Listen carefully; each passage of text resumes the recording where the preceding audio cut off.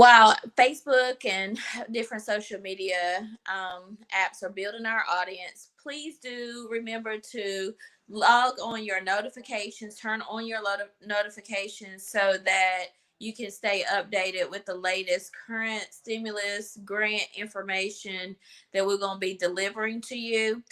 Please do follow us at Bossed Up Academy on Facebook as well as Instagram and YouTube. We would like for to invite each of you to our Workers to Boss. We running the early bird special for $99 for you to do a 4-hour virtual live seminar where you'll be able to ask and get questions answered for your business, how to start a business, scale your business. It's going to cover marketing. It's going to cover the latest stimulus information. So you will definitely get your money's worth. Also, if you're interested in real estate investing, I'm going to be talking about how I was able to buy a minimum of one property every 2 weeks, and most weeks we bought a property every week during the pandemic. So if you're interested in real estate investing, go to broke2pay.com. We're running an early bird special on that one as well.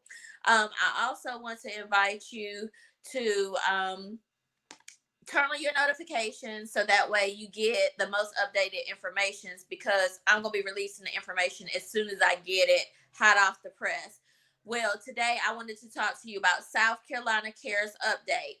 If you applied, which the deadline was November, so if you did not apply, then this video may not be relevant to your situation. But if you did apply for the SC CARES grant, they are starting to put in your portal, and you need to go check your portal and continue to check your portal if it's saying that your application is in review, the status of your application is review.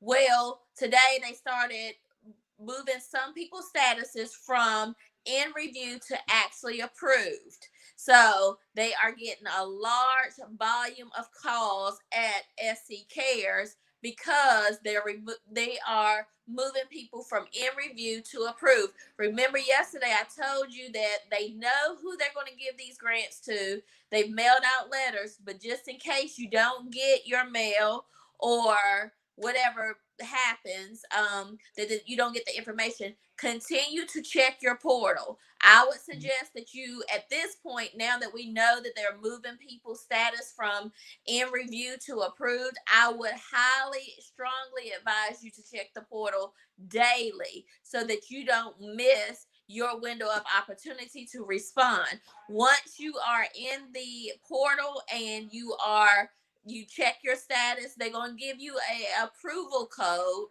and it's going to be specified to your business. So, and then they're going to have the status in the middle, which is going to say in review or approved, and over to the far right is going to be the date that you started the application. So don't get confused about the date on the far right. The date on the far right is the day that you started your application. It has nothing to do with your approval. You're looking straight in the middle column, and it's going to tell you in review or approved, or I guess denied. Remember, they're going to be doing their due diligence before they send you approval. They're going to make sure that you're registered with the Secretary of State. If you did a LLC or something like that, if you applied as a sole proprietor, that's something totally different. They're going to verify your information to make sure that you are a legal business entity. Also, they have a pop-up that's going to come up when you do your approval. It's going to ask you to verify things about your business, such as your tax ID number. You're going to need your bank account number and routing number. Make sure that you contact your bank if you're not used to getting wires into your account or ACHs into your account. Make sure that you got the routing number for electric transfers. You do not want to just go and assume that it's the 9 digits on the bottom of your check. Your bigger banks, like bigger retail banks, like Bank of America and Wells Fargo, some of them banks, due to wire fraud, they have changed their routing number. It's a specific routing number and account number that you need to use when you're getting an ACH or a wire. So make sure you call the bank to verify, because you do not want your funds to get rejected, or you don't want your funds to go back into la la land or go into a wrong account and you're out. Um, Doing this process is not going to show you how much you're approved for, but the representative that we did speak to said that more than likely what your calculations were on your Excel spreadsheet will be your approval amount. They will release funds as soon as next week. They said, but they're going to be in different cycles. So they're going to be releasing funds throughout the month of January. So once you do your approval, make sure that you complete your verifications. Make sure you got your tax ID number with you. Make sure you have the correct banking and routing number, because you don't want a simple error to keep you from getting your funds that so many people desperately need. Also, they're going to go off the calculations on the Excel spreadsheet that you submitted. So make sure that you are checking this portal on a daily. If you have any additional questions, they got teams that are working. There's a kind of a long wait time, but I would put it on speakerphone and hold or do whatever you need to do to check that.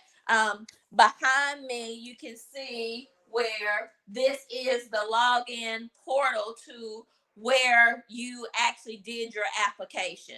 So if you have any additional questions, please do inbox me or contact me, but continue to check your portal for your status, and you have to log in to get that information to get a copy of your status.